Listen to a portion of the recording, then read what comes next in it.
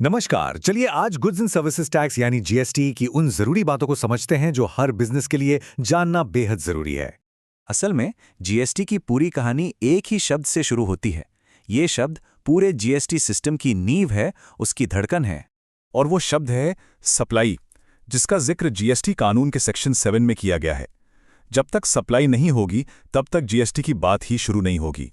तो आज हम क्या क्या देखने वाले हैं? हम सप्लाई की बुनियाद से शुरू करेंगे, फिर टैक्स वसूलने वाले सिस्टम को समझेंगे, कुछ खास मामलों पर भी नजर डालेंगे और आखिर में छोटे कारोबारियों के लिए जो एक आसान रास्ता है उसकी बात करेंगे।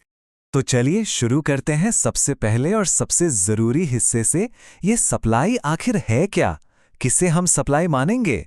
देखिए, जीएसटी कानून की भाषा में तो ये काफी लंबा चौड़ा है, लेकिन आसान शब्दों में समझें तो जब भी कोई बिजनेस पैसे के बदले में कोई सामान या सर्विस देता है, चाहे वो बेचे, किराए पर दे या किसी भी और तरीके से, उसे ही सप्लाई कहते हैं।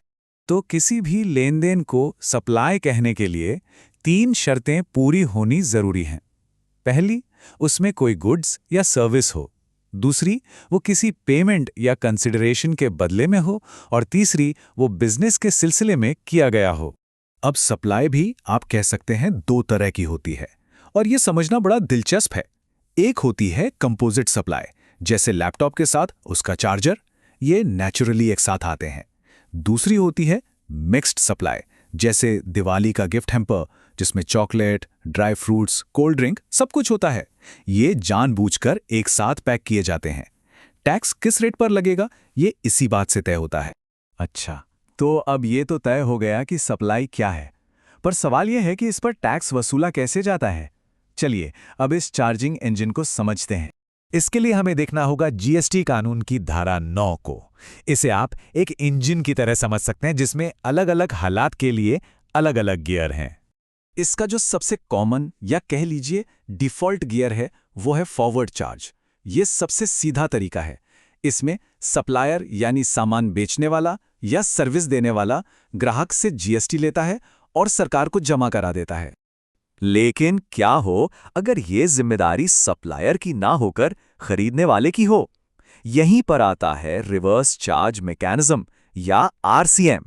यहाँ सबसे बड़ा फेरबदल यही है।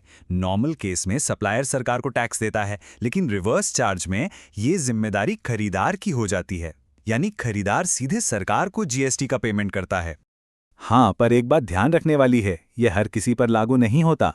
सरकार ने कुछ खास सर्विसेज की लिस्ट दी है जिनके लिए ही ये नियम है, जैसे कि गुड्स ट्रांसपोर्ट एजेंसी की सेवाएं या किसी वकील की कानूनी सेवाएं। ठीक इसी तरह सर्विसेज के जैसे ही कुछ खास सामानों की भी लिस्ट है। इसमें अगर कोई अनरजिस्टर्ड सप्लायर किसी रजिस्टर्ड खरीदार को ये सामान बेचता है तो टैक्स भरने की जिम्मेदारी खरीदने वाले की होगी।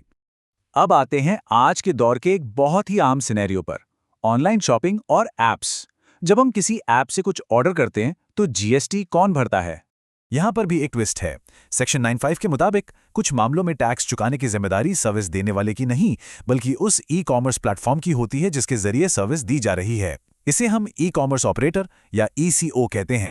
और ये नियम भी कुछ खास तरह की सर्विसेज पर ही लागू होता है, जैसे कि जब हम ऐप से कैब बुक करते हैं, खाना ऑर्डर करते हैं या किसी प्लेटफॉर्म के जरिए होटल बुक करते हैं, तो टैक्स चुकाने की जिम्मेदारी ओला, उबर, जोमैटो या स्विगी जैसी कंपनियों की होती है।